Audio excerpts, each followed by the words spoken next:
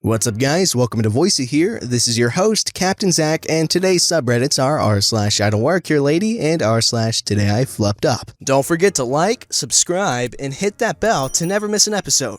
This story is called Found Stress Relief. So this happened over a decade ago, but it opened a door for a great stress reliever. I used to work for Blockbuster Video, back when they had stores. Their uniform looked a lot like other companies. Blue polo and tan khaki pants. Just a small logo on the left breast, easy to miss. As many jobs ago, there are always hectic days and/or times. And at the time I was working 10 to 12 hour days due to incompetent staff. So on one of those bad days, after work I decided to go to Best Buy down the street as I recently got paid and wanted to look for a new movie or series to take home. As I am carefully going through movie genre sections, looking for my bounty, I am drowning out the lively sounds around me. This included missing out on the gentleman standing next to me who must have been asking a question. I figured he may have been asking nicely before, because by the time I realized his existence, he was now talking at me. The deadpan, emotionless look on my face further angering him. I'll have to paraphrase, as, like I mentioned, this was a very long time ago. I need you to get this item from the back, right now. You are ignoring me, don't make me call a manager. You'll be waiting a long time. Also, I'm not allowed back there. Find someone else that is better suited. Excuse you, I'll be speaking to your manager immediately. This isn't a job for people like you. So you noticed, Tell you what, go right ahead. I am sure you would love to hear your opinions. When you get back, you can still wait. I knew he mistook me for an employee. I had been facing him the entire time with the logo of my shirt in clear view. This was just fun for me at this point. I bet my manager would have loved the conversation too. Hey you, actual employee walking by who's now jogging over here. This person needs to be fired. I cut him off. Yes, I demand you call my manager and tell him of my insubordination immediately. The staff member is trying not to laugh as he is realizing the event in front of him as the man is seething. I shouldn't be working here since I'm employed by Blockbuster and Best Buy doesn't sign my checks. We both stare at him. He looks like all the blood in his body drained in a second. I smile at the employee and tell him that the gentleman would like something and I am sure he will be much more courteous going forward. I looked at him directly and thanked him for the lovely experience and that I look forward to him stopping by Blockbuster sometime. From that day on cruddy days, I would go into businesses with uniforms matching mine and wait for someone to mistake me so I could unleash all my pent-up aggression dished out to me when I worked retail. Because I don't work there. Enjoy the fun. Okay, I love how this dude handled the situation. He just stuck with it and you know what? No one got hurt at the end and everyone had a laugh, I'm sure. Maybe not the customer, but I am positive he eventually thought it was funny if he didn't forget or if he didn't die soon after.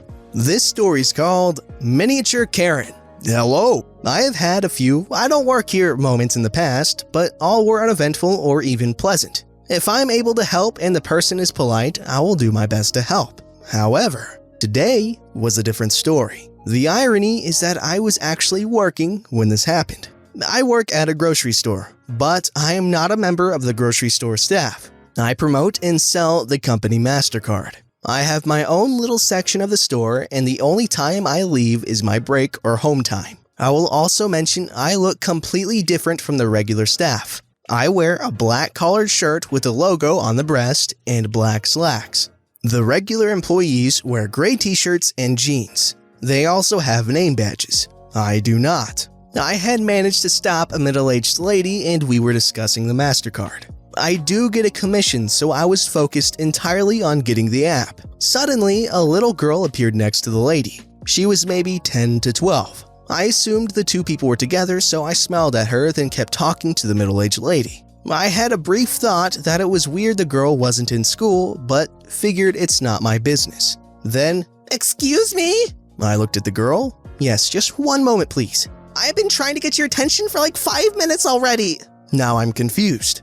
"Oh, I apologize. I didn't realize you'd been trying to get my attention. I'm helping this lady right now, but I can try to help you in a minute." By now, it was obvious the middle-aged lady had no idea who the kid was. I doubted I could actually help the kid in any way, as she is too young for a MasterCard. But I need to close this sale. No, I need your help now! I tried not to look annoyed, and the actual customer checks her watch. Quickly then, how can I help you? Mostly, I just wanted her to leave. I was secretly hoping she just needed to know where the washroom was, which I get asked a lot. Alas, it was not. There's no more fruit in the bucket, and we need more. At the grocery store in the produce section, there is a bucket with individual pieces of fruit that are free to kids. It is supposed to be for young kids who get hungry as the parent shops, but no one monitors it.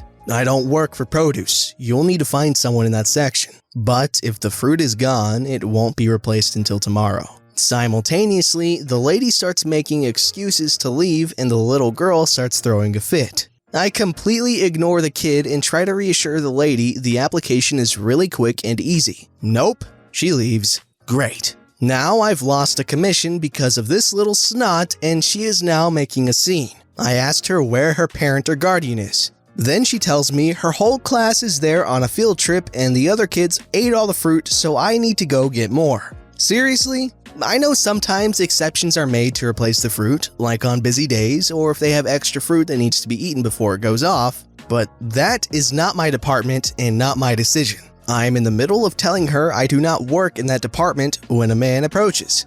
This is her teacher. I explained that I do not work in the produce section and I cannot replace the fruit, and he agrees quickly enough and takes the girl away. Not even 10 minutes later, I see the store manager walk by in a hurry. I heard from a cashier that the kids started just eating the regular produce when the free produce didn't get replaced. The teacher didn't get kicked out, but I'm sure he was told to keep a closer eye on the kids. I also later saw a bunch of kids running between the aisles, so who knows. As they left, the miniature Karen gave me a nasty look. I smiled and waved.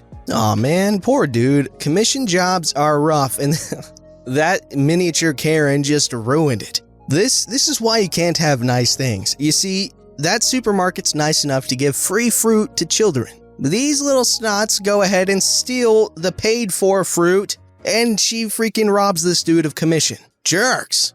I have super watery ears all the time, so I carry Q-tips with me in my purse, keep some in my car, at the house, and at work. I don't know when this started, but one day I was fed up. The Q-tip wasn't doing its job, so I grabbed a new one, licked it, and put it in my ear. Holy crap.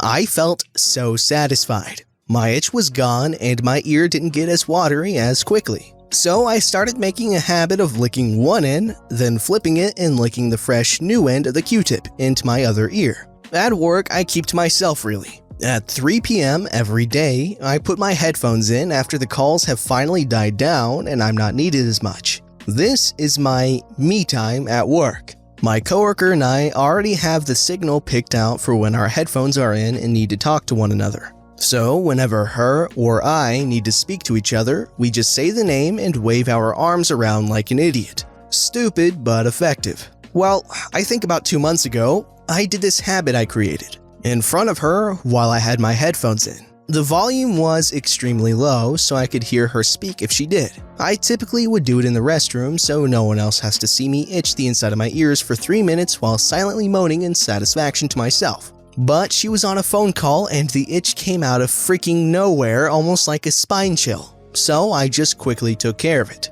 I look up and she is staring into my soul, watching me. I probably didn't see her hand wave because my eyes were closed, mouth opened in what I can only describe as an eargasm. I see her mouth moving and the faint sounds of her voice, and I honestly just assumed I knew what she was saying. All I heard was, "You lick your Q-tips?" Instead of me asking what she had just said and taking my headphones out, I just assumed she was asking why I licked it. So I responded with, "Oh yeah, it's so good! You have got to try it. It feels so much better after." I then looked back down at my work and kept working. Again, this was a few months ago.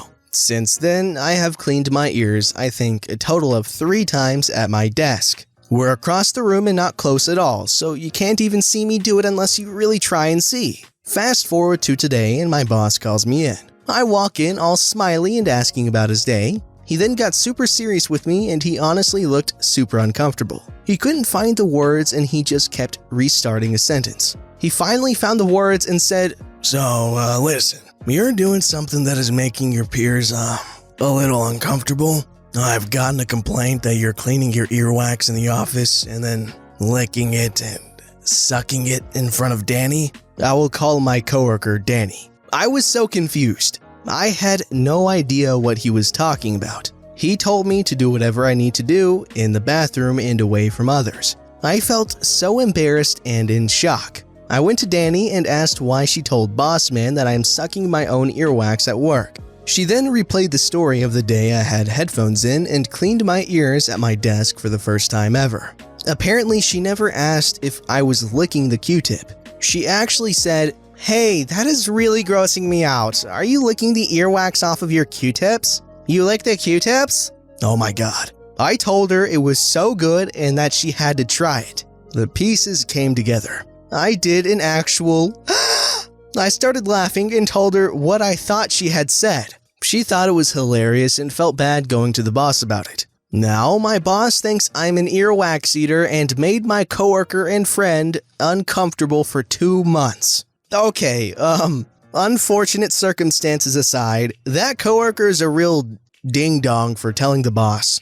Okay, yeah, eating your earwax is gross and just super weird, but it's not hurting anyone. And if you had a problem with it, just go to the person that's making you uncomfortable instead of making a third person uncomfortable by telling the boss. Like, come on. Also, don't lick things you shouldn't lick when you're at work because people will start talking about it. This story's called, "Today I forked up by telling my neighbor, 'Oh, I hope you feel better,' when she told me she was autistic." This was not great. I just recently moved after graduating college. I haven't talked much with my neighbors, just normal hellos and how are yous, but never a full conversation until today, and this is where I messed up. When I got home from work, my neighbor was going into the building the same time I was. She had her hands full with groceries, so I offered to help her and we made conversation on our way up, her walking in front of me up the stairs. I have not so great hearing and my headphone was still in with music on from the bus ride. She was telling me she has a friend from school with a similar name as mine who is also sick like her.